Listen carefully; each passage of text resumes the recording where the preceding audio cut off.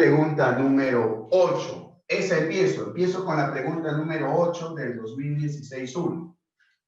Ya voy a empezar. Ya, muy bien, entonces empezamos con la 9.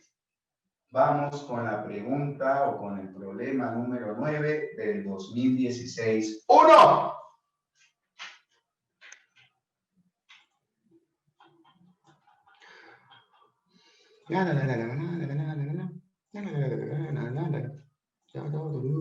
Ahí ya me pasé.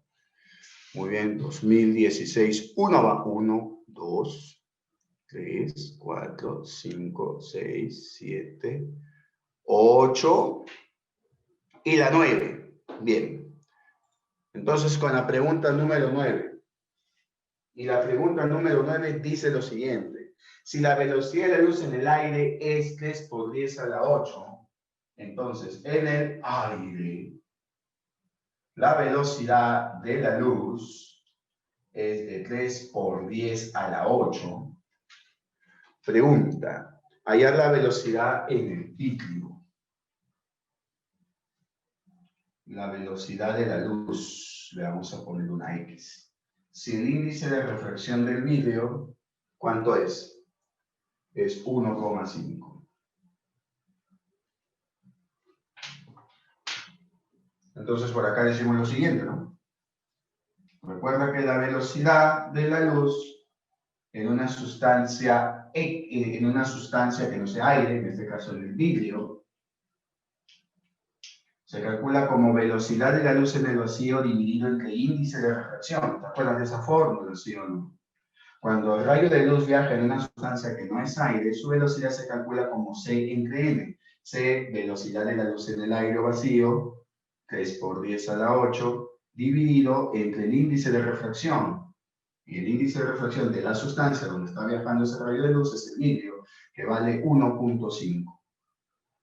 Muy bien, si yo simplifico por acá, me va a quedar 2 por 10 a la 8 metros por segundo. Y esa es la respuesta. Y la respuesta sería avioncito. Avioncito, a que sí.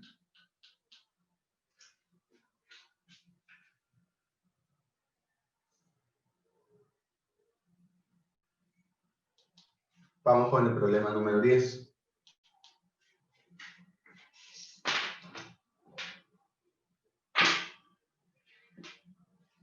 ¿Se entendió, verdad? ¿Alguien tiene alguna duda? Es simplemente fórmula directa, nada más con esto. Espero que no. En el 10º problema dice, si dos trenes pasan en direcciones opuestas, uno de 200 metros y el otro de 400, con velocidades de 2 y 18, con igual aceleración de 3, calcular el tiempo en segundos en que se cruzan. Bien, como a mí no me da la separación de trenes, porque no me está diciendo a mí cuánto es la separación que tienen los trenes, solo me están dando las longitudes de los trenes.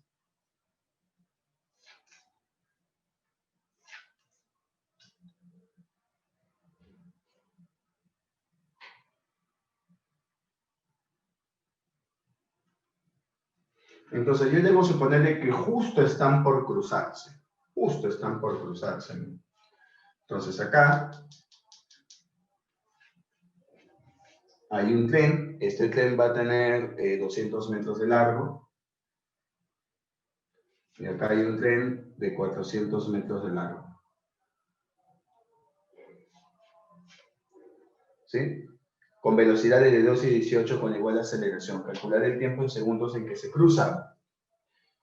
Bien, para que se puedan cruzar los trenes, se supone que yo debo de trabajar con la parte trasera de los trenes. Acuérdate de eso. Cada vez que se trabaja con trenes, tú debes de trabajar con la parte trasera del tren, como si fuera una partícula, como si fuera un móvil. Entonces, esos dos móviles, ¿sí? Están separados una cierta distancia.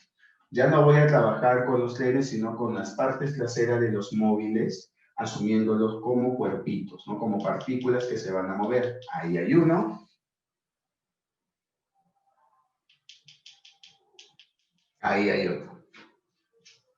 Bien, me dicen con velocidades de 12. Vamos a ver que esta velocidad sea de 12. Y con velocidades de 18. Y esta velocidad que sea de 18. y la separación entre ellos es de 400. Y ambos aceleran con 3. Eso sí es constante. Aceleran con 3. Bien. Se supone, muchachos, que este móvil de aquí va a avanzar una distancia 1, no sé cuánto es. Y este móvil de acá va a avanzar lo que falta, ¿no? Obviamente, una distancia de 2. Todos entienden que cuando las partes traseras se encuentren, ya los trenes se han cruzado por completo, ¿verdad? Si no, utilizo 2 lápices para que puedas entender lo que estoy explicando de una manera más gráfica. Si aquí están los 2 trenes, aquí, y yo voy a trabajar con los borradores, que son las partículas que estoy asumiendo en la parte trasera de los trenes, cuando los borradores, que son las partículas que estoy asumiendo, se encuentren, mira, se encuentren, cuando los borradores se encuentren, entonces ya los trenes se han cruzado por completo, mira, ya se cruzaron, ¿te das cuenta? Ya se cruzaron. Entonces, cuando estas 2 partículas que estoy considerando como parte trasera de los trenes se encuentren, el avance en una distancia, el avance en otra distancia, entonces ya los trenes se han cruzado. ¿Cuánto suma D1 con D2? Pues 600 metros. ¿Cómo se calcula D1? Rapidez inicial, 12 multiplicado por el tiempo, más 1/2 de la aceleración, que vale 3, multiplicado por el tiempo al cuadrado. Más, ¿cómo se calcula D2? Rapidez inicial por el tiempo, más 1/2 de la aceleración, multiplicado, bueno, la aceleración también vale 3, así que sería 3/2, multiplicado por el tiempo al cuadrado. Y esas 2 distancias tienen que sumarme 600 metros. Y eso es todo, si te has dado cuenta. Y con eso me pide calcular el tiempo y con eso calculamos el tiempo. 12 más 18, 30. 30t más 3/2t cuadrado más 3/2t cuadrado, 3t cuadrado. Igual a 600. Entonces acá yo tengo tercia, tercia, tercia. Y acá tengo t cuadrado más 10t igual a 200. Bien, ¿cuánto vale t? Bastante obvio, ¿verdad? T vale 10. Porque 10 al cuadrado 100 y 10 por 10 100 y 100 o 100, 200. Así que la respuesta correcta sería avión.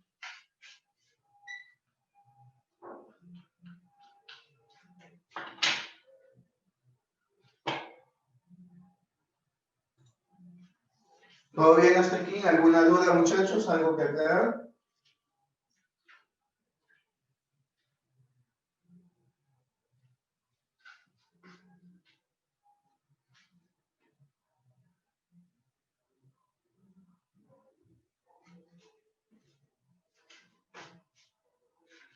¿Alguna consulta, chicos? ¿Todo bien? ¿Se va entendiendo?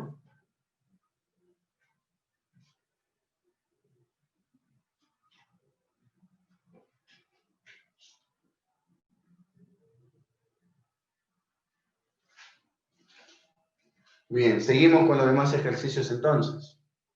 Vamos con los demás ejercicios.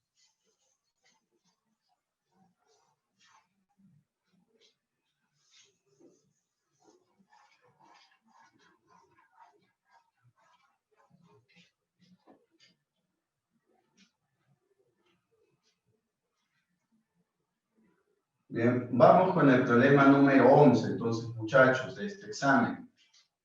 Y dice lo siguiente, dice hallar la distancia de la imagen que genera un objeto a 5 centímetros frente a un espejo cóncavo. Entonces, estoy frente a un espejo cóncavo, ¿sí?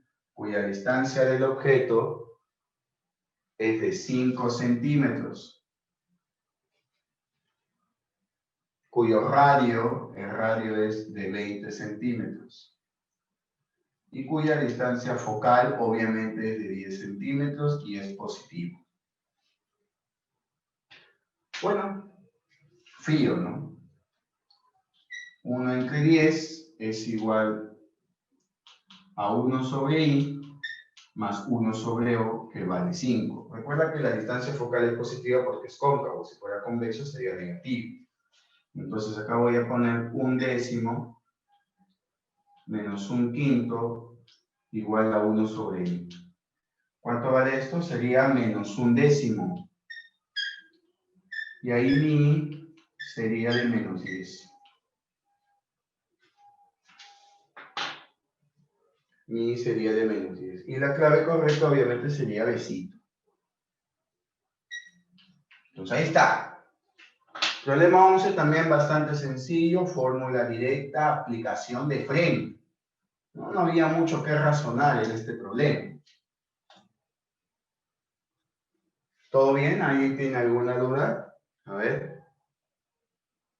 Ya, sí hay una en el chat. No, profe, si fuera convexo sería negativo. Sí, si fuera convexo la distancia focal sería negativa y le tendrías que poner menos 1/10, Guillermo. Vamos con el problema 12. Dice, se tiene una lente convergente. Ay, ay, ay, una lente convergente. En esa lente convergente de 50 centímetros de radio 50 centímetros. ¿Qué distancia? Bueno, si el radio es de 50 centímetros, la distancia focal es la mitad, 25 centímetros. Y como es convergente, la distancia focal es positiva. Si hubiera dicho lente divergente, la distancia focal sería negativa. ¿Ya? Dice, ¿qué distancia debe tener el objeto? ¿Ya? Me pide la distancia del objeto, que obviamente le voy a poner X. Para que la imagen sea la cuarta parte del objeto, o sea, el tamaño de la imagen sea la cuarta parte del tamaño del objeto. Ahora recuerda que la relación de tamaños y la relación de distancias es la misma. Si el tamaño de la imagen es la cuarta parte del tamaño del objeto, entonces la distancia de la imagen también es la cuarta parte de la distancia del objeto. Y si a la distancia del objeto, que es el O, yo le he puesto X, entonces la distancia de la imagen sería X cuartos. ¿Todos de acuerdo hasta aquí? ¿Sí? Recuerden, la relación de tamaños es la misma relación que de distancias. ¿Hasta aquí todo correcto? Si el tamaño de la imagen es la cuarta parte del tamaño del objeto, entonces la distancia de la imagen es la cuarta parte de la distancia del objeto. Si al objeto yo le puse X, la imagen sería X cuartos. Ahora, recuerda que el I debe llevar su signo. Así que este I debe de ser positivo o debe de ser negativo. ¿Y cómo rayo voy a saber si el I es positivo o negativo? Fácil, si la imagen se proyecta en la zona real, el I es positivo. Si la imagen se proyecta en la zona virtual, el I es negativo. Profe, pero sigo con la misma pregunta. ¿Cómo rayo voy a saber si la imagen está en la zona virtual o en la zona real? Recuerda que en la teoría nosotros habíamos mencionado de que existen 4 imágenes para la lente convergente. 3 reales y una virtual. Y para la lente convergente, la única imagen virtual que se forma tiene que ser más grande. La imagen virtual que se forma en la lente convergente tiene que ser de mayor tamaño. Y acá la imagen, ¿cómo es? Es la cuarta parte del tamaño del objeto. Es de menor tamaño, la imagen es más chiquita. Esto no puede ser virtual, porque en una convergente la imagen virtual es más grande, es el doble, el triple, el cuádruple. Acá es la cuarta parte, nada que ver. Así que muchachos, esta imagen no es virtual, esta imagen es real. Y si es real, entonces el I es positivo. Ponemos por acá imagen real. ¿Te das cuenta o no? ¿Sí? ¿Todo bien? Ahora, ¿qué hubiera pasado si en vez de lente convergente me hubieran puesto lente divergente? Con los mismos datos, pero solo me dicen divergente. Con solo cambiar la palabra de convergente a divergente, primero, la distancia focal se vuelve negativa, porque en una lente divergente la distancia focal es negativa. Segundo, en una lente divergente solo se forma una imagen, solo una. ¿Y cuál es? Virtual, derecha y de menor tamaño. O sea que si acá me hubiera dicho divergente, esta imagen sería virtual y este I sería negativo. ¿Te diste cuenta? Chequea tu teoría, chequea las imágenes en lentes convergentes y divergentes que habíamos mencionado nosotros que son las mismas que espejos cóncavos y convexos, son las mismas imágenes. Entonces, chicos, con toda esta información ya puedo hacer mi FIO. 1 sobre distancia focal y la distancia focal es de 25, igual a 1 sobre distancia de la imagen, que sería x cuartos positivo, más 1 sobre distancia del objeto, que es x. El 4 obviamente sube y tendría un 25avo igual a 4 sobre x más 1 sobre x. Un 25avo igual a 5 sobre x. Y obviamente x vale 125. ¿Y quién era x? La distancia del objeto que me estaban pidiendo. ¿Y cuál es la respuesta entonces? La respuesta sería D. Diosito. ¿Todo bien hasta aquí, chicos? ¿Alguien tiene alguna duda, alguna pregunta?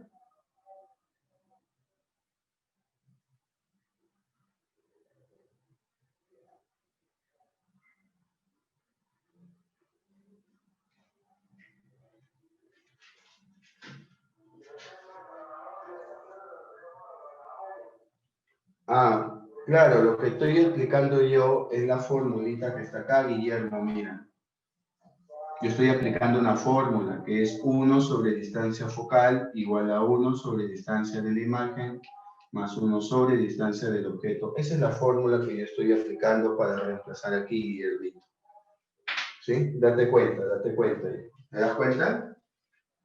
El fío lo estoy reemplazando con los datos, ¿no? F, 25, y x cuartos, o vale x. ¿Alguien tiene alguna otra duda?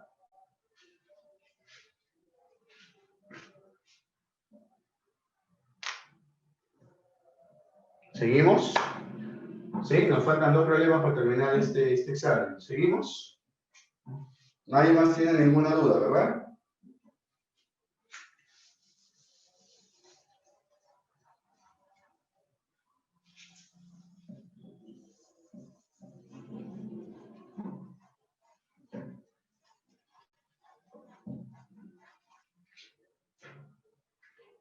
Vamos con el problemita número 13.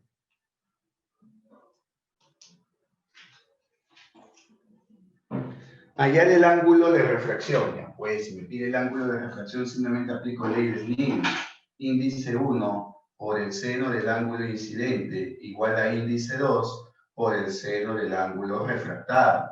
Si tú miras tu dibujo, el primer índice es 3. El ángulo de incidencia es de 30 grados. El segundo índice es de 1.5. Y el ángulo refractado es lo que me está pidiendo el problema. Ahora, seno de 30 es 1/2. Entonces yo tendría 3 por 1/2 igual a 1.5 multiplicado por el seno del ángulo refractado. Pero 3 por 1/2 es 1.5. Con el 1.5 se elimina. Me queda 1 igual a seno del ángulo refractado. ¿Y el seno de qué ángulo vale 1? 90 grados. Entonces el ángulo refractado vale 90. ¿Todo bien? ¿Sí? Vamos con el último ejercicio. Que nos dice, allá la longitud de una onda, me pide la longitud de una onda, cuando su frecuencia es de 2 por 10 a la 20. Bueno, tú sabes que toda onda en el vacío o aire, obviamente no te dice dónde viaja, pero falta aclarar que es en el vacío o aire. La velocidad de toda onda electromagnética se calcula como longitud de onda por frecuencia. Y en el vacío o aire, toda onda electromagnética tiene una velocidad equivalente a la de la luz en el vacío, que es por 10 a la 8. Igual a la longitud de onda que no conozco, por la frecuencia que es 2 por 10 a la 20. Entonces, tú te das cuenta que la longitud de onda sería 3 entre 2, 1.5 por 10 a la menos 12 igual a la longitud de onda. Porque 10 a la 20 pasa como 10 a la menos 20, por 10 a la 8, 10 a la menos 12. Entonces la clave correcta sería cachimbito. Y acá la clave ¿cuál sería? Enanito. Ahí está, mira. Enanito y cachimbito. Bien, ¿hasta aquí alguien tiene alguna duda, chicos? ¿Todo bien? ¿Todo claro? ¿Todo conforme? ¿Algo que preguntar para pasar al 2017-1? Perdón, al 2016-2.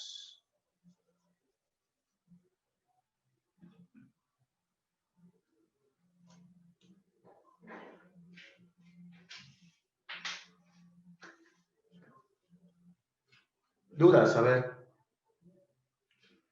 Claro, acá en la 14 te dice que una onda, ¿no? Te pide, a ver si leemos el problema, dice, hallar la longitud de una onda cuando su frecuencia es 2 por 10 a la 20. Toda onda electromagnética, toda onda, ¿sí? Tiene una velocidad que se calcula con esta fórmula, longitud por frecuencia. Ahora, toda onda que su velocidad se calcula con esta fórmula, también se cumple que toda onda, sea cual sea la onda, y para eso en la teoría dimos un espectro electromagnético de las distintas ondas electromagnéticas que hay, ¿verdad?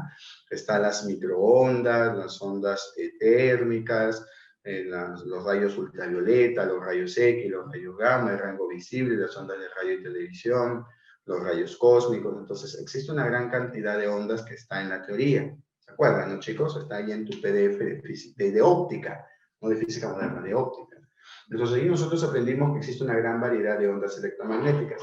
Todas esas ondas electromagnéticas, su velocidad se calcula con esta fórmula, pero también se cumple que cualquiera de esas ondas en el vacío o aire viaja a una velocidad constante de 3 por 10 a la 8.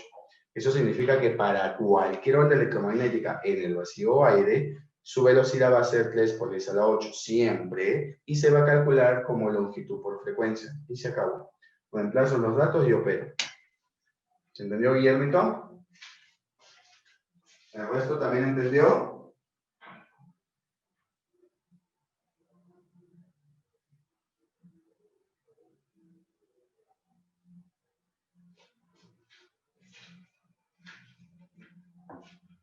Entonces pasamos al 2016-2.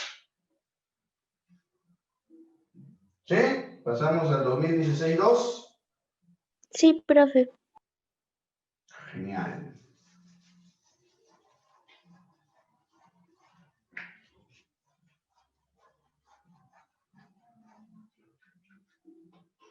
Entonces vamos con el primer ejercicio del 2016-2. ¿Qué nos dice? ¿Bien? Dice, una misma esfera se suelta de las gráficas mostradas, como bien lo pueden ver ustedes.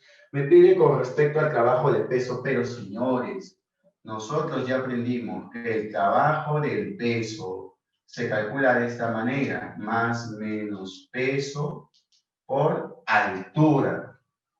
Y a nosotros, cuando un cuerpo se movía, no necesariamente vertical, se movía de esta manera, digamos. Entonces yo ubicaba el punto inicial, yo ubicaba el punto final, ¿sí? Porque ese es el recorrido del móvil. Este es el recorrido del móvil. Entonces, a mí lo que me importaba era lo siguiente. ¿Cuál? Que yo trazaba acá una horizontal por el punto final, una horizontal por el punto inicial, y a mí me interesaba un cacahuate cómo se movía el cuerpo. Acá la cuestión es simplemente interesarme por la altura, para que el cálculo del trabajo sea mucho más sencillo. Entonces, ¿cuándo utilizo más? Cuando el peso está a favor del movimiento. Si algo está bajando, el peso siempre apunta hacia abajo, el trabajo siempre positivo. Si algo está subiendo, el peso siempre apunta hacia abajo, en este caso el trabajo sería negativo. El peso, que ya sabes que se calcula como masa por gravedad, y la altura, que ya sabes que no es necesario que el móvil baje vertical. Puede bajar una colina, una rampa, un plano, lo que sea. ¿Sí? Incluso puede hacer esto. ¿No? El móvil puede hacer esto, empezar aquí y terminar acá. No interesa, a mí lo que me importa es horizontal al inicio, horizontal al final, altura, y eso es lo que me importa. Eso es lo que me interesa a mí para calcular el trabajo del peso. ¿Estamos de acuerdo?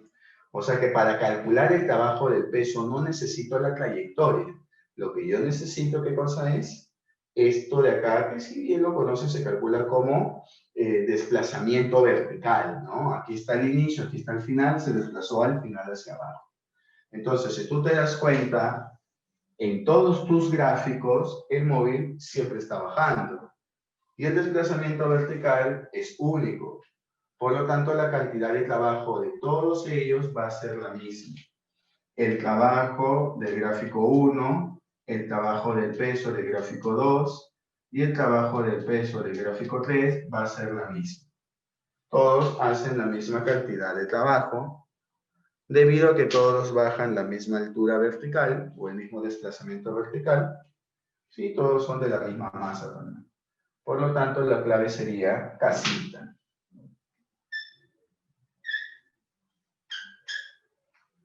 Recuerden que el trabajo es positivo cuando la fuerza está a favor del movimiento y el trabajo es negativo cuando la fuerza está en contra del movimiento. Y si el trabajo es perpendicular, entonces no hace trabajo de cero. Así que, Guillermo, con eso ya respondo a tu pregunta. ¿El trabajo del peso puede ser negativo? Por supuesto que sí. El peso es una fuerza con que el planeta nos jala hacia su centro. De manera esquemática se dibuja siempre vertical y hacia abajo. Nosotros, pues, desde nuestro punto de vista, todo cae. Todo cae. Todo. Si yo suelto algo, se va a caer, pues valga la redundancia, hacia abajo, no se va a caer hacia arriba. Entonces, el peso siempre jala hacia abajo. Entonces, si yo lanzo algo hacia arriba, el movimiento es hacia arriba, pero el peso apunta siempre hacia abajo, el trabajo negativo. Si lanzo algo hacia abajo y el peso también apunta hacia abajo, mira, lo lancé hacia abajo, velocidad se va a ir hacia abajo, pero el peso también apunta hacia abajo, trabajo positivo. Yo lanzo algo hacia arriba y el peso apunta hacia abajo, trabajo negativo. Dicho de otra manera, cuando un cuerpo sube, el peso hace trabajo negativo. Cuando un cuerpo baja, el peso hace trabajo positivo. Vamos con la pregunta número 2 de este examen, a menos que alguien más tenga alguna duda. Ninguno, ¿verdad? Bien, dice, una resistencia R se conecta en serie a un generador de voltaje V. Ya, yo tengo una fuente, yo tengo un voltaje V. Y se conecta a una resistencia R a ese voltaje V. Y se genera una corriente de ¿cuánto? De 5 amperios. Y gracias a la ley de Ohm, yo digo que voltaje aquí es igual a I por R.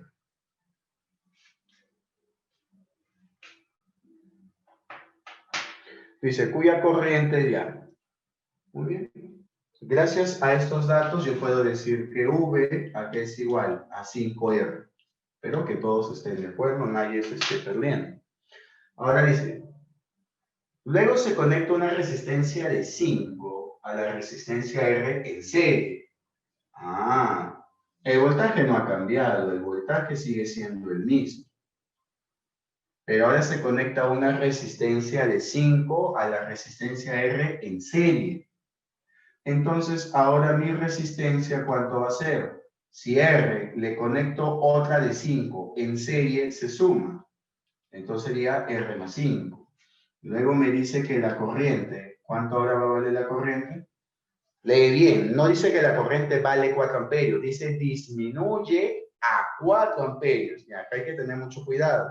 Si hubiera dicho disminuye en 4, entonces a 5 amperios le quito 4 y ¿cuánto me queda? Me queda 1. Pero dice disminuye a 4 amperios, por lo que esta corriente va a ser 4 amperios. Aplico la ley de Ohm de nuevo, voltaje es igual a I por R. El voltaje es el mismo que el de arriba, o sea que vale 5R. La I, que acá vale 4. Y el R, que obviamente es R más 5. Bueno, acá me queda 4R más 20, paso a restar. R, ¿cuánto vale? 20 ohmios.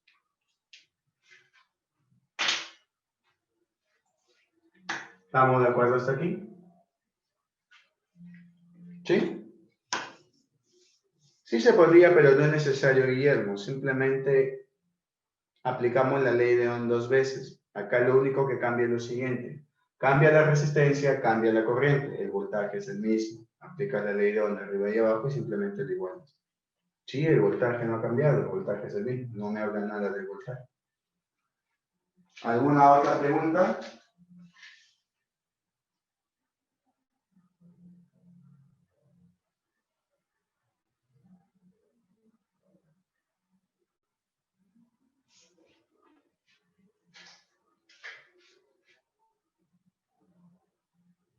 ¿Seguimos, muchachos? Sí, profe. Bien, no hay más preguntas, ¿no? Seguimos entonces.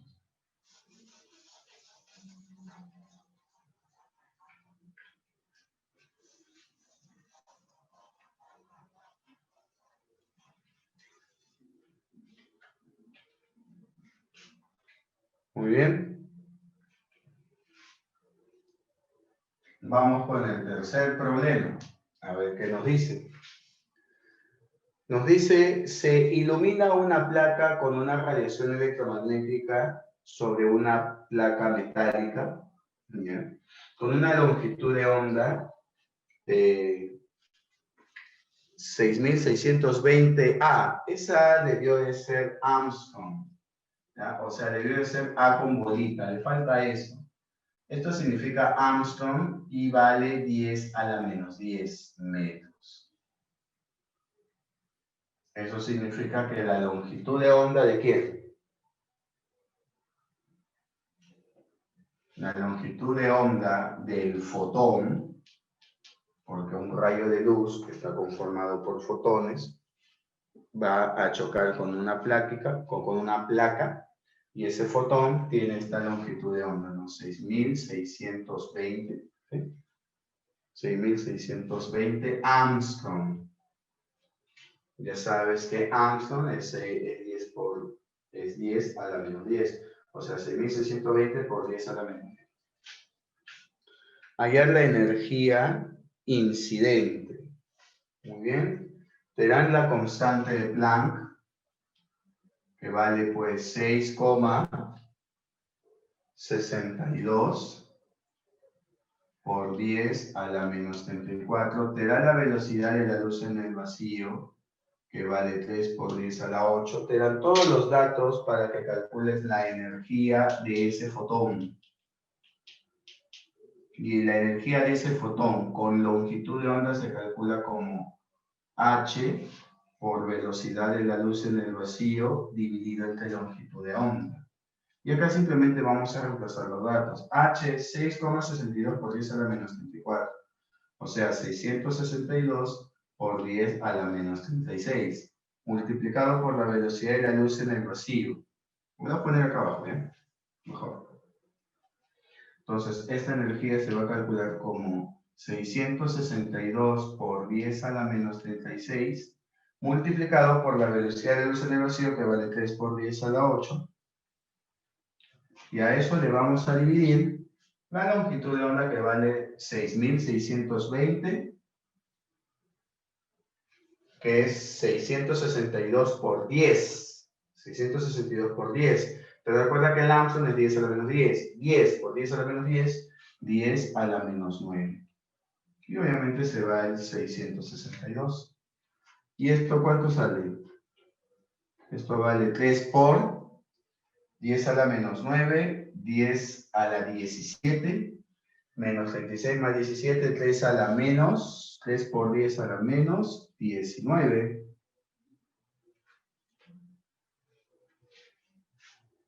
Y la clave sería dedo.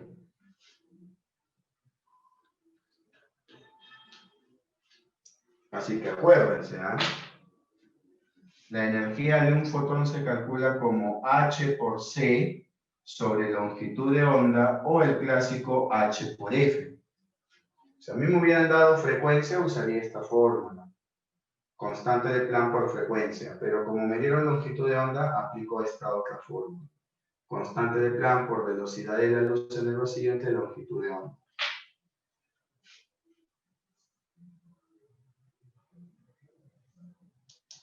Problema 4. ¿O bien, no? ¿Alguien tiene alguna duda? Faltó aclarar esto nomás. De ahí es reemplazar. Pregunta de efecto fotoeléctrico, ¿verdad?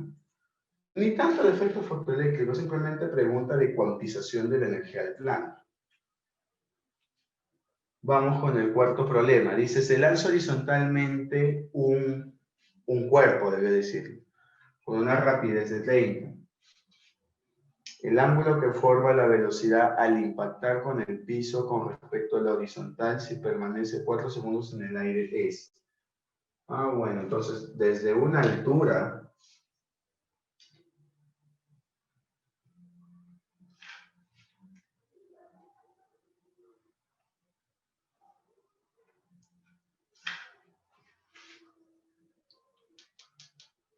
se lanza horizontalmente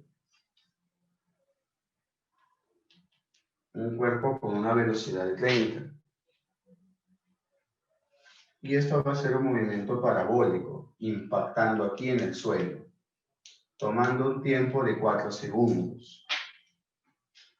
Recuerda que cuando algo se lanza horizontal, ¿no? Cuando algo se lanza horizontal, pues la componente vertical de la velocidad al inicio vale 0. Recuerden esto, muchachos, desde toda altura, siempre que algo se lanza horizontal, la componente vertical de la velocidad en un inicio vale 0. Lo que significa que al final la velocidad va a tener dos componentes, obviamente, como todo parabólico, una horizontal y una vertical. La componente horizontal es única y constante, vale 30. Pero la componente vertical es caída libre. Cada vez que baja, la rapidez aumenta de 10 en 10. Como baja 4 segundos, aumenta en 40. Al inicio era 0, más 40, me queda 40. Ahora, recuerda que estos dos son las componentes de la velocidad, porque la velocidad realmente sería este vectorcito de aquí. Esa sería la velocidad del móvil. Y a mí me está pidiendo el ángulo que hace la velocidad al impactar con el piso con respecto a la horizontal. Me pide este ángulo. Ese ángulo alfa me está pidiendo. Y obviamente es fácil de entender, ¿verdad? Por debido a las componentes, el módulo de la velocidad es de 50. Debido a que las componentes horizontal y vertical de la velocidad son 30 y 40. Que se calcula con Pitágoras. Entonces, alfa ya es prácticamente obvio. ¿Cuánto vale alfa? 53 grados. Por lo que la respuesta sería enano.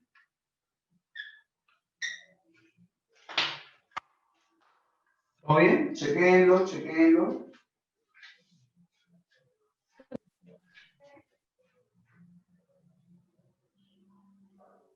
F. Dígame.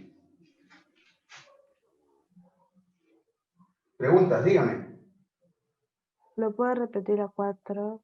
No puedo verlo, por favor. A 4. Claro, cada vez que desde una altura se lanza un cuerpo horizontal, la componente vertical de la velocidad empieza con 0. La otra componente horizontal recuerda que es constante porque hablamos de un parabólico.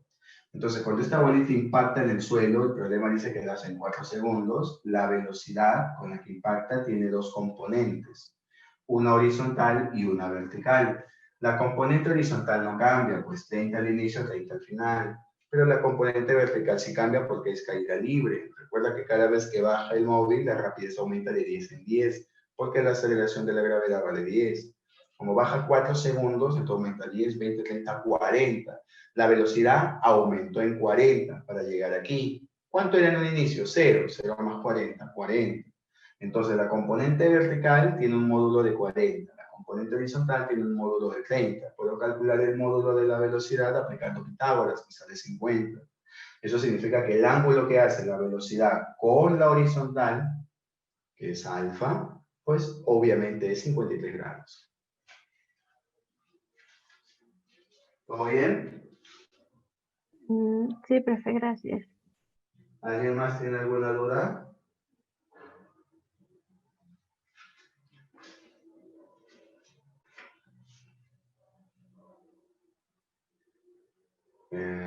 No entiendo tu pregunta, Guillermo.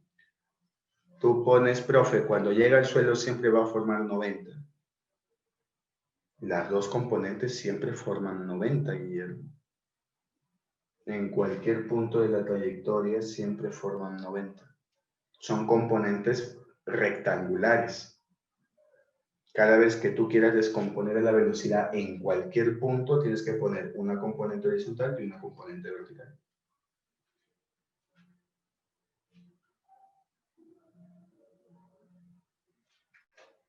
¿Alguien más tiene alguna duda?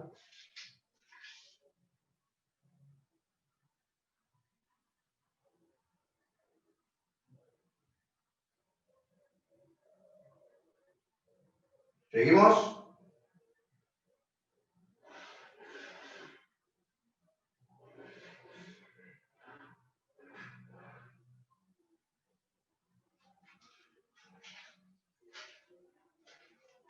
No hay duda, ¿verdad? Seguimos, muchachos.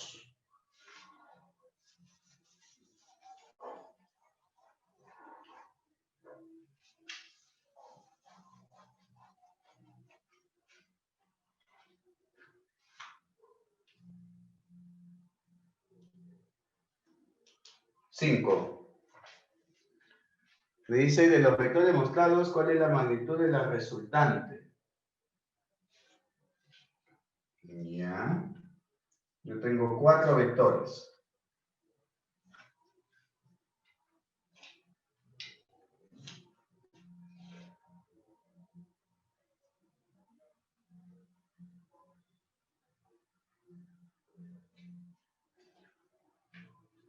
Y luego aquí.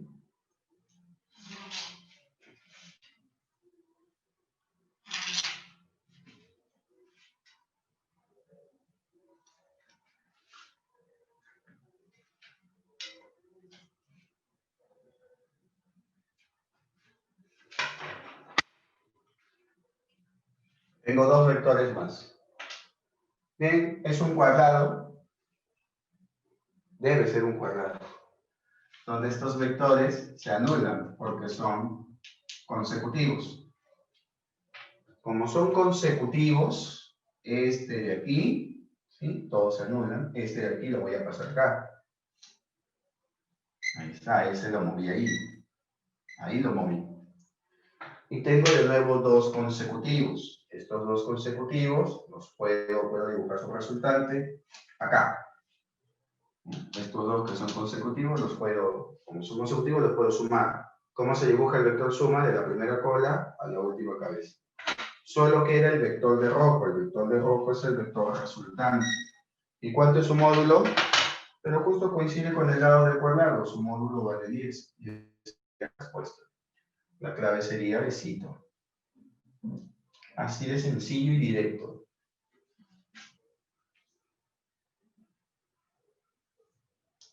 Vamos con el problema 6.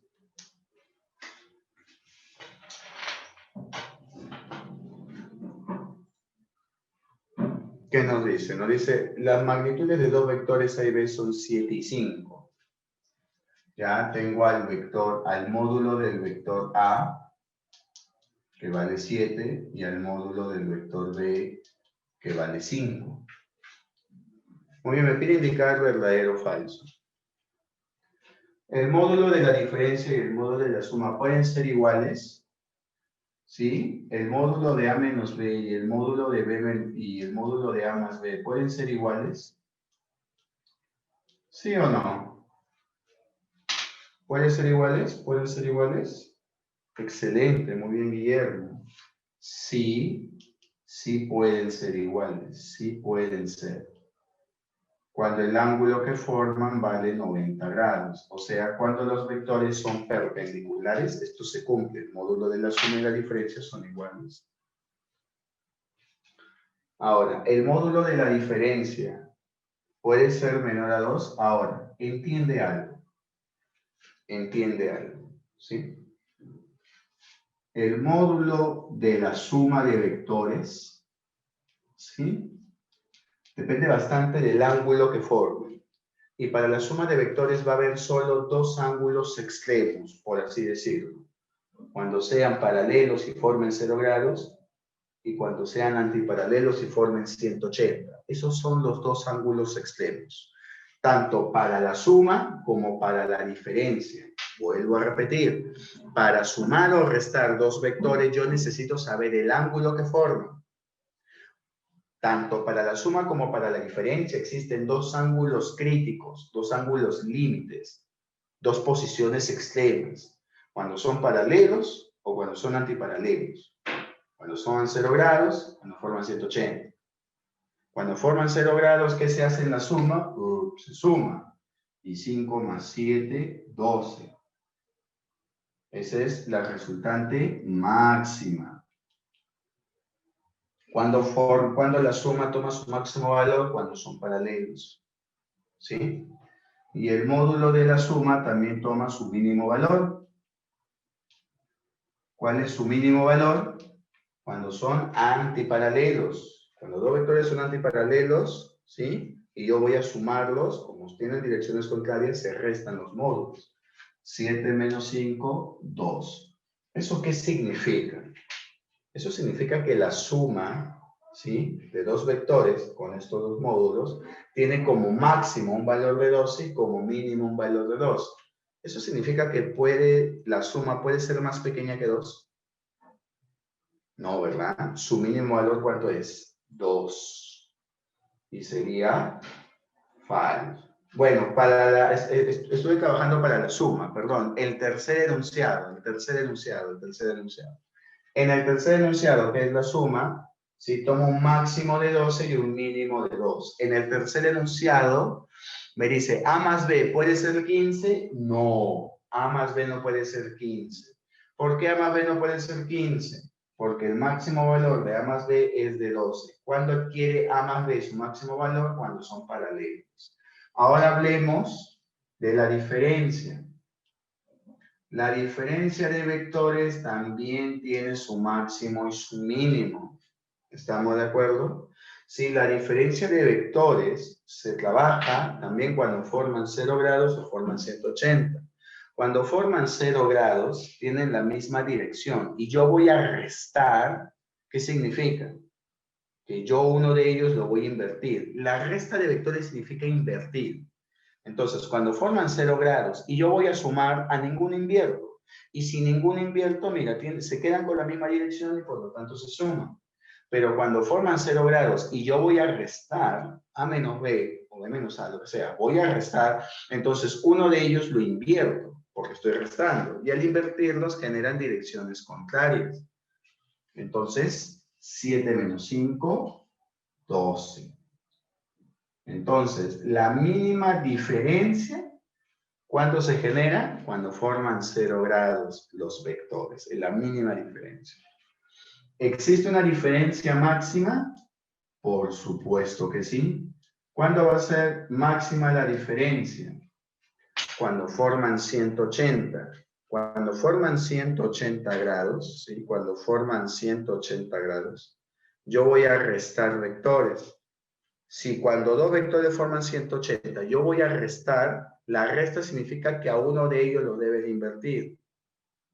Y terminan teniendo la misma dirección. Entonces, cuando dos vectores forman 180 y tú vas a restar, obligas a invertir a un vector y tienen la misma dirección y eso te obliga a sumar. La suma sería 7 más 5, 12.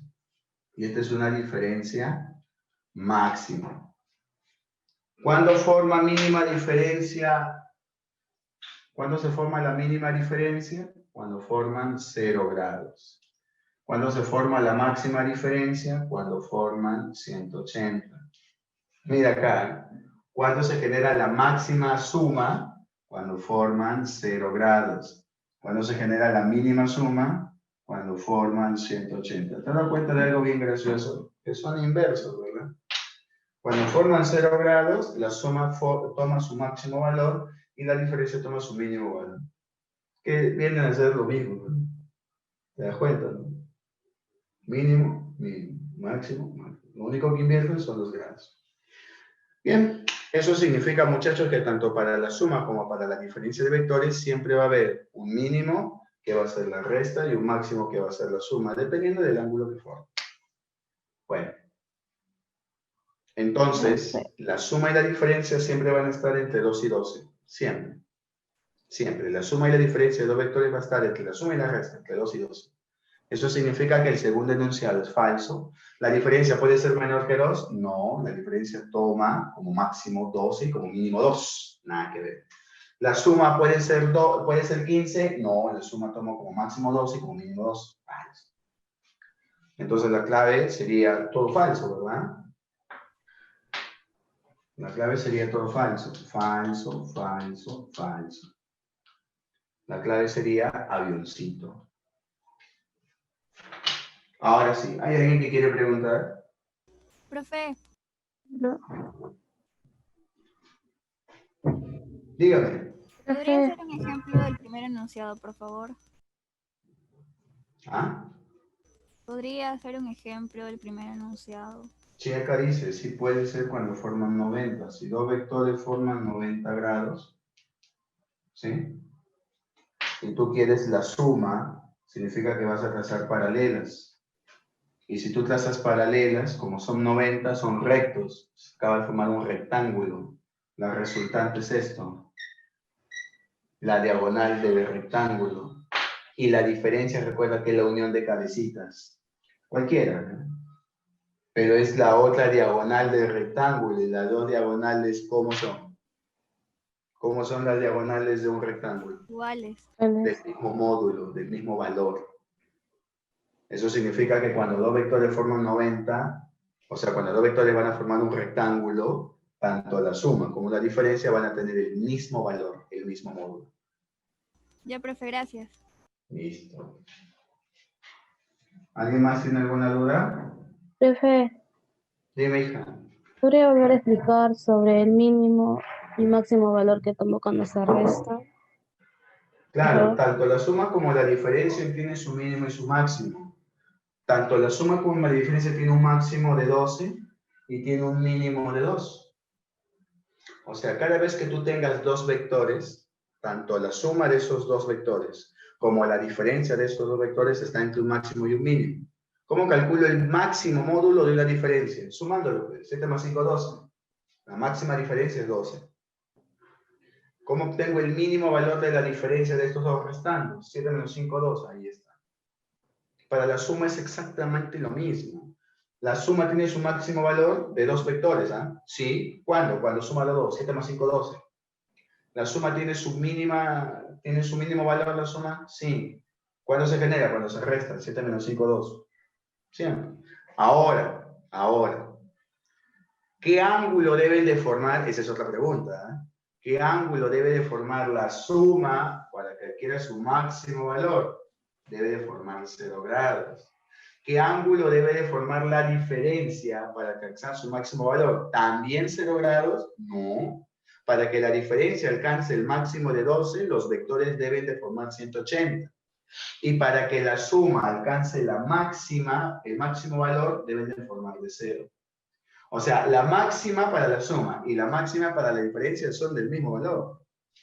La máxima diferencia, 12. La máxima suma también 12. Entonces, pues, si la máxima suma y la máxima diferencia tienen el mismo valor, 12 y 12, ¿tiene que haber algo diferente entre ellos? Sí, el ángulo que forman, nada más.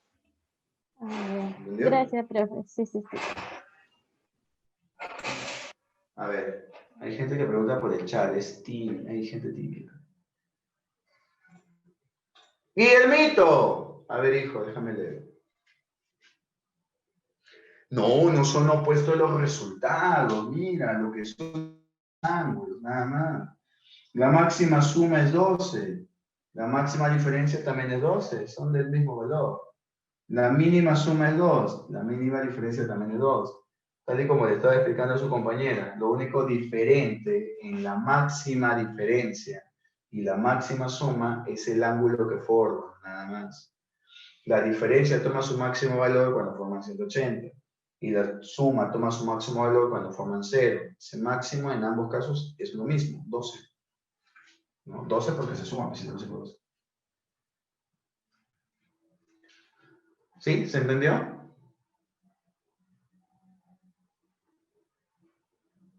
Listo. Entonces, clave avioncito, ¿no? Bien, ¿alguien más tiene otra duda? Si no, para seguir.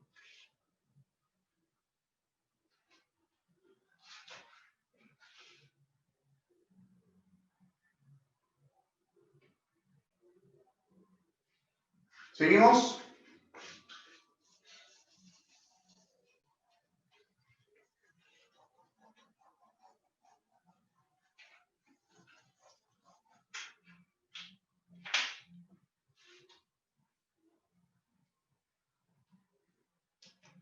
Vamos con el séptimo problema. Dice, cuando se suelta un cuerpo de cierta altura y tarda 4 segundos en llegar al piso. Ya, a ver, desde cierta altura se suelta un cuerpo y tarda 4 segundos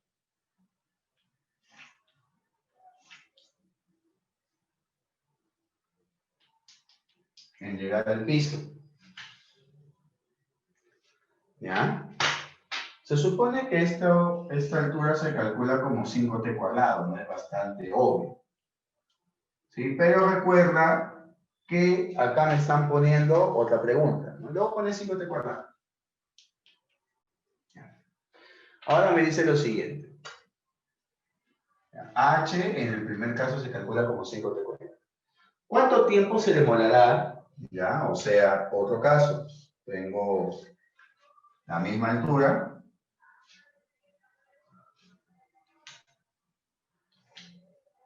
Se suelta también la bolita. Y ahora me pregunta, ¿no? Se suelta. Y ahora me pregunta, ¿cuánto tiempo demorará? No sé, le voy a poner X. Para que caiga, si se suelta a la misma altura, si la aceleración es 4/9 de G. Uy, eso significa que aquí la aceleración vale G. Aquí la aceleración vale 4/9 de G. Aquí la aceleración vale obviamente G. ¿Y G cuánto es? 10. ¿Sí? G vale 10. Entonces yo tranquilamente puedo ponerle aquí, si gustas, ¿no? Puedo reemplazar el 10, no hay ningún problema, ¿no? Recuerda que G vale 10. Ahora, para que tenga más sentido, mira lo que yo voy a hacer. En vez de 5, yo voy a poner G medios.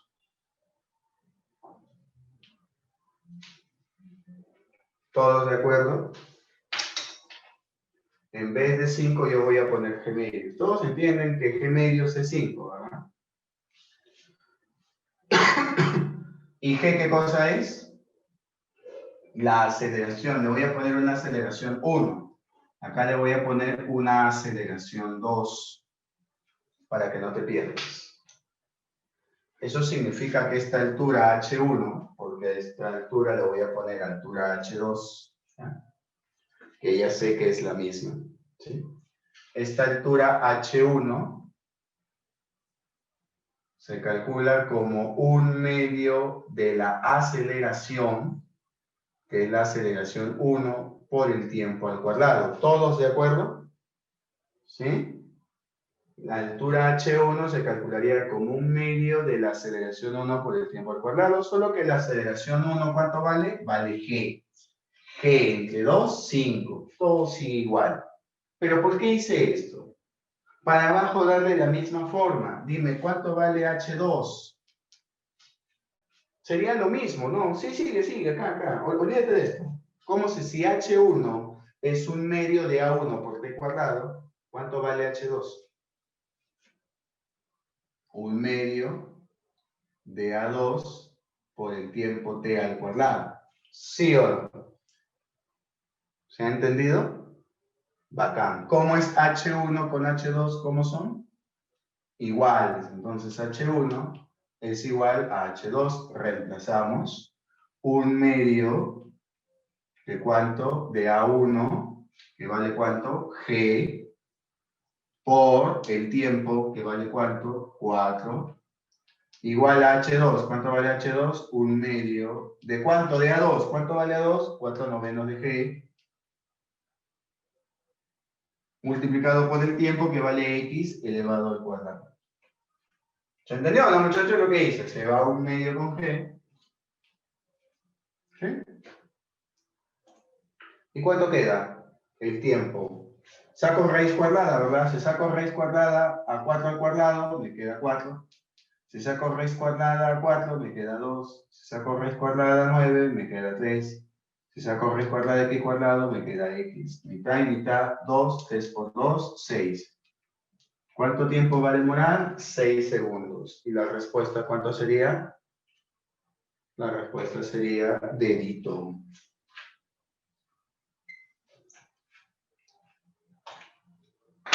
Recuerden, chicos, que todo parte de esta fórmula, ¿no? Altura igual a rapidez inicial por el tiempo, más menos un medio de g por tiempo al cuadrado. Solo que como se suelta, la rapidez inicial vale 0. Así que la altura solo se queda con esta expresión, un medio de gt cuadrado. Entonces h1, un medio de a1 t cuadrado, solo que a1 vale g. ¿Por qué no le pone g de frente? Porque acá me están dando otra aceleración que es 4/9 de g. Para no confundirme, mejor le pongo A2, 4/9 de G, A1G. Entonces, un medio de A1 por T cuadrado, y abajo será un medio de A2 por T cuadrado. Lo único que cambia es el A, nada más. El A1 vale G, el A2 vale 4/9 de G. De ahí sigue la misma fórmula. ¿Alguien tiene alguna duda?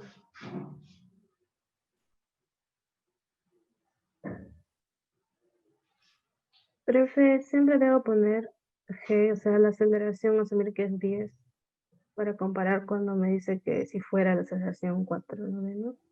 Claro, si gustan reemplazas aquí 10 y aquí reemplazas 40/9, como guste. Y en tu fórmula a uno le pones 10 y al otro le pones 40/9. Pero igual es las alturas siempre.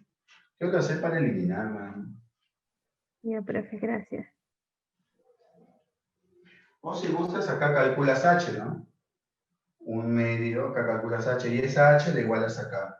Reemplazas y calculas t. Igual, ¿no? ¿Alguien tiene alguna otra duda?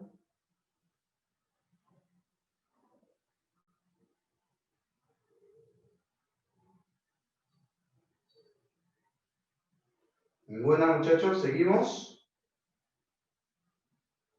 Sí, profe, seguimos. Me voy a borrar entonces.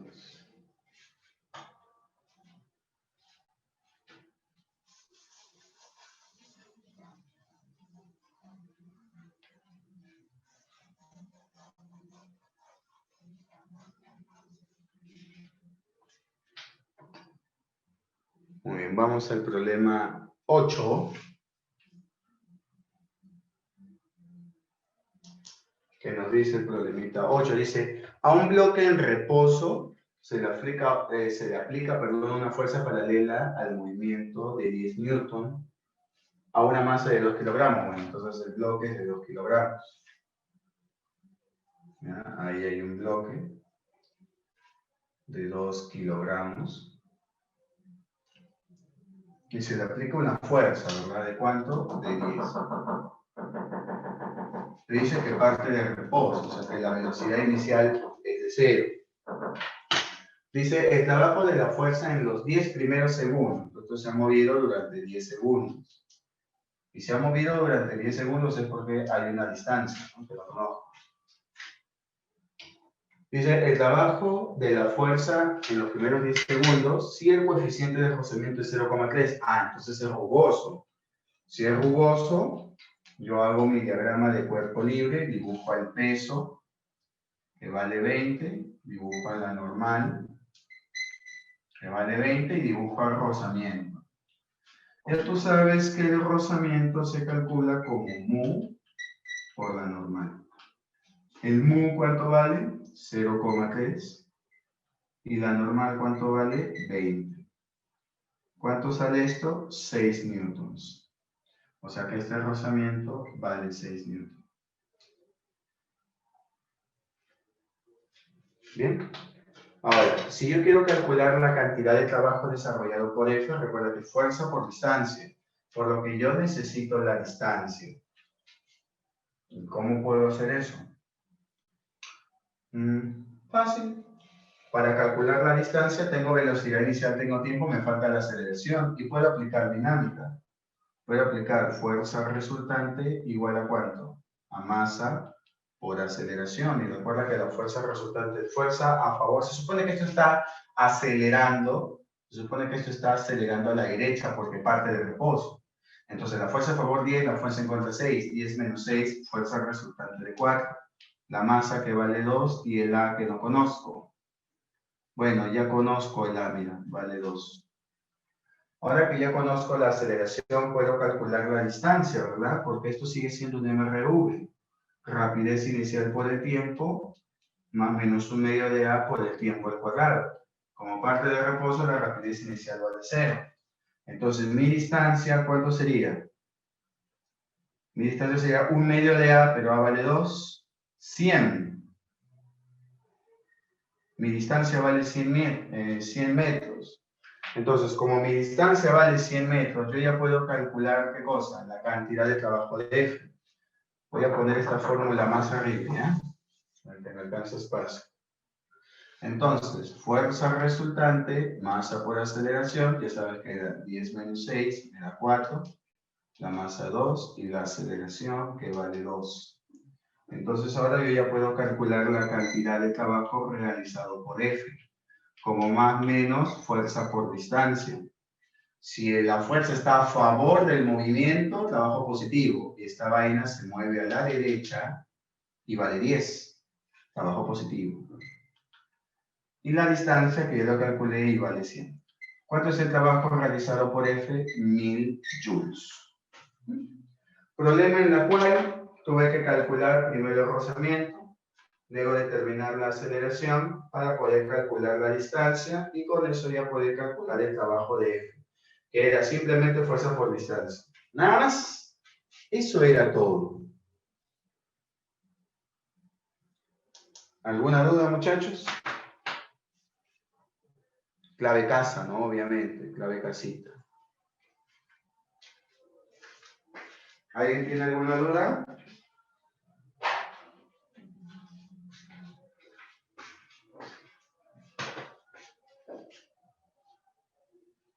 Ya. Más cuando la fuerza está a favor de la velocidad y menos cuando la fuerza está en contra, Guillermo. Como este bloque se mueve a la derecha y F apunta a la derecha, trabajo positivo porque está a favor.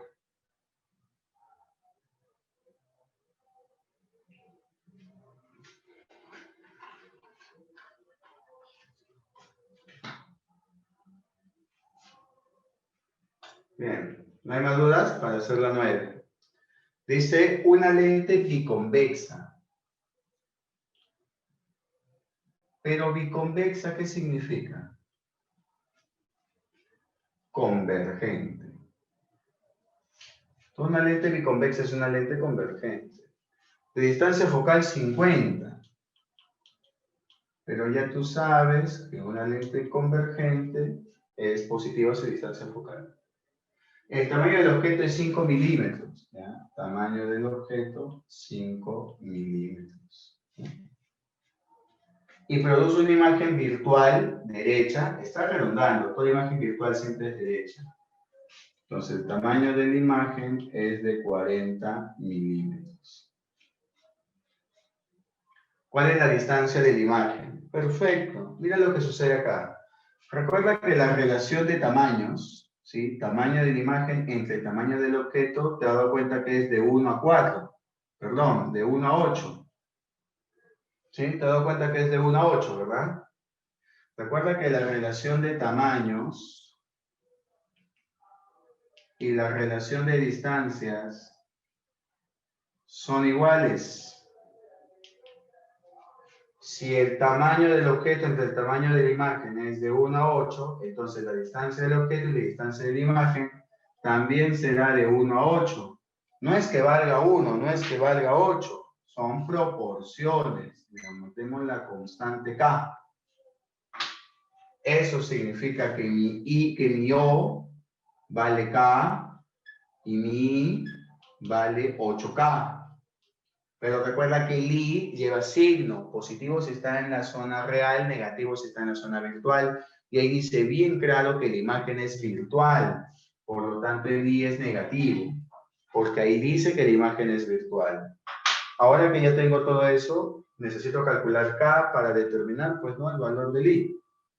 Es lo que me está pidiendo la distancia de la imagen, me pide el I, necesito el valor de K. ¿De dónde saco K?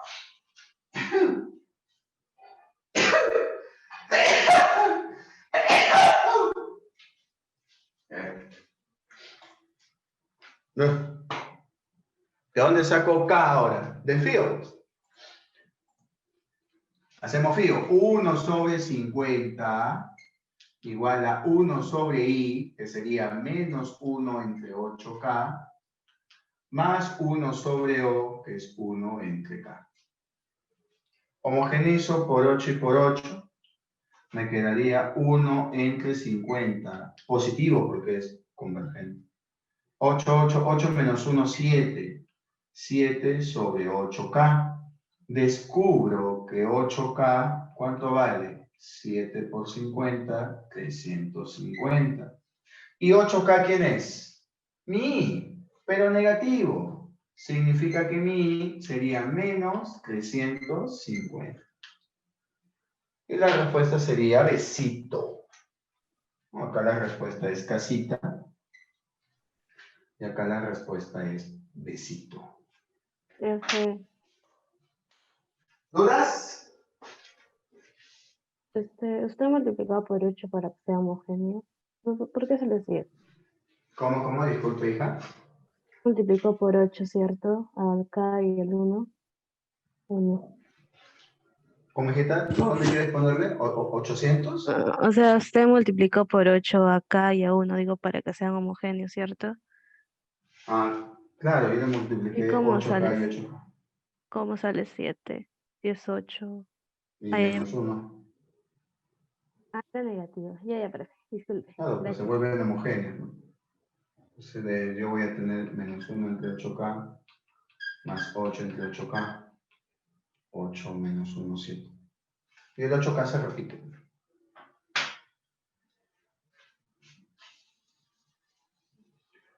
¿Más preguntas? ¿Dudas? A ver. Vamos al chat. Ahí está. Gracias, Ismael. Gracias, Alison. ¿Por qué menos en I, Guillermo? Porque la imagen está en la zona virtual. Si la imagen hubiera estado en la zona real, el I hubiera sido positivo. ¿Y cómo sé que está en la zona virtual? Porque el problema dice que está en la zona virtual. Chequenlo, chequenlo.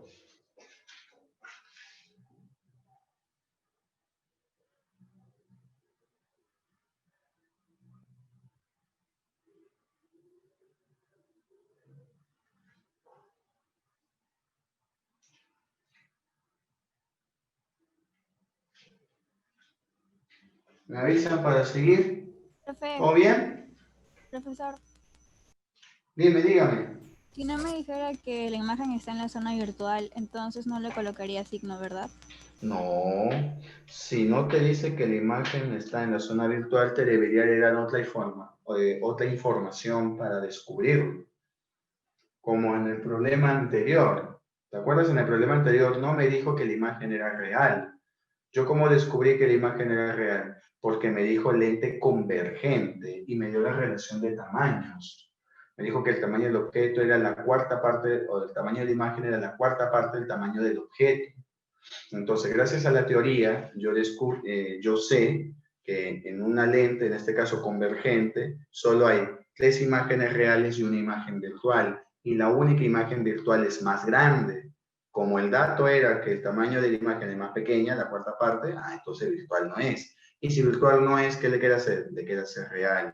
Cuidado con cometer el error de que si no te dice directamente si la imagen es virtual o real, tú asumas como positivo. Ten mucho cuidado, eso no necesariamente es cierto. ¿Ya?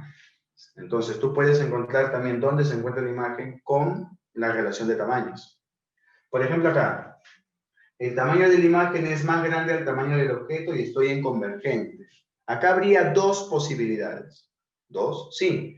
El tamaño de la imagen es más grande que el tamaño del objeto. La convergente genera 3 imágenes reales y una imagen virtual. Y la imagen virtual en la convergente es más grande. O sea, esta información está correcta si fuera virtual. Pero una de estas 3 imágenes reales también es más grande. Así que en una convergente, decirme a mí que la imagen es más grande, el tamaño de la imagen es mayor al tamaño del objeto, tengo 2 casos posibles. Virtual o real. Entonces tiene que darme una información adicional. En este caso simplemente te he dicho, la imagen está en la zona virtual. Ahora, si a mí me hubiera dicho que el tamaño de... Si hubiera invertido los tamaños, que la imagen sea 40 y el objeto sea 5. Ahora la imagen, ¿sí? Es más chiquita. La imagen vale 5 y el objeto vale 40. La imagen es más chiquita. Imagen chiquita en una convergente solo es real, no es virtual. Entonces, si me hubieran invertido los tamaños, me hubiera dicho tamaño de imagen 5, tamaño del objeto 40, no había la necesidad de que me dé la información de dónde está la imagen. Con leer convergente y decir que la imagen es más pequeña, está en la zona real.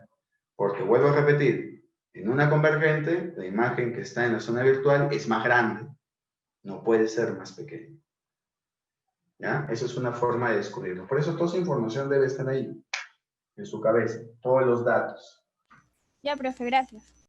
Listo, hija. ¿Seguimos? ¿Tenemos tiempo para uno más?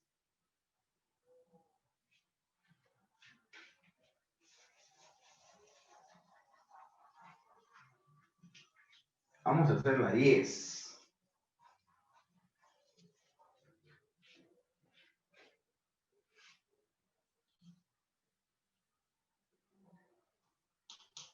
¿Qué nos dice el problema 10?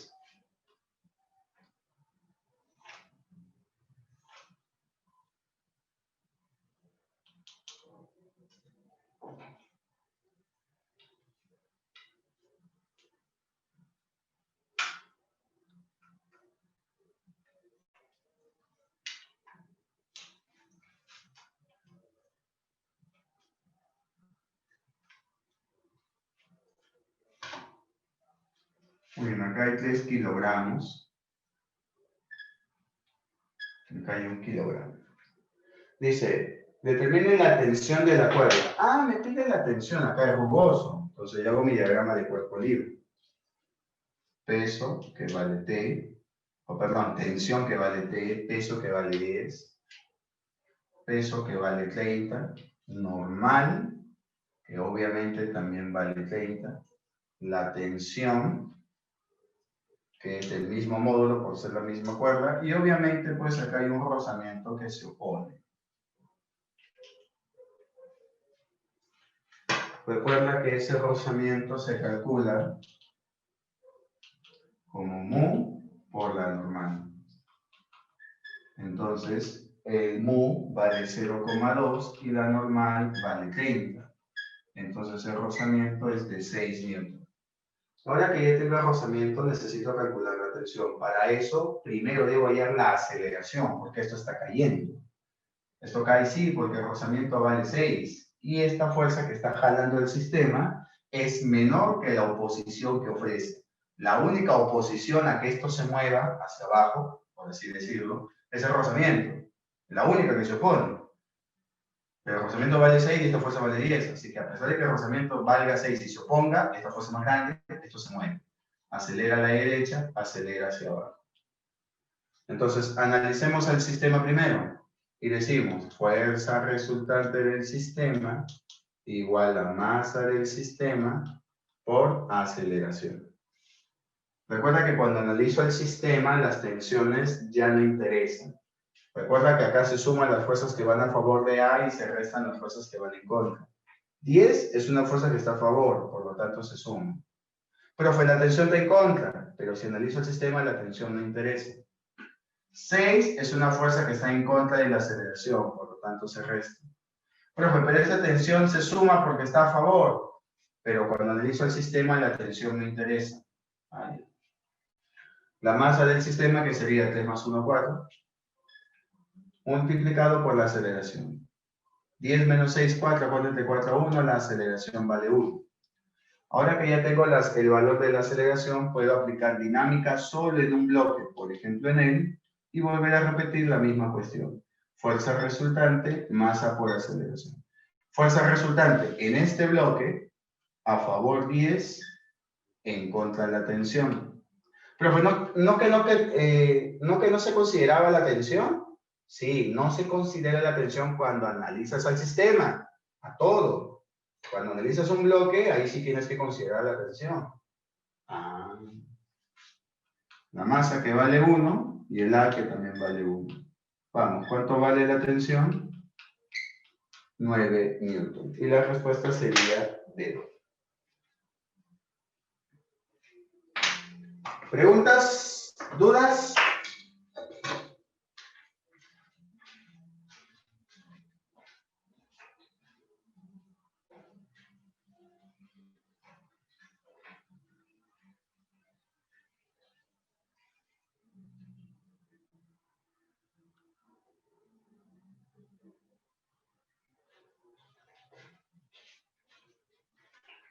Bien, muchachos, entonces, hasta aquí ha concluido la clase del día de hoy. Espero que les haya gustado, espero que sigan aprendiendo, que sigan reforzando todas las cosas que veo que aún tenga dudas.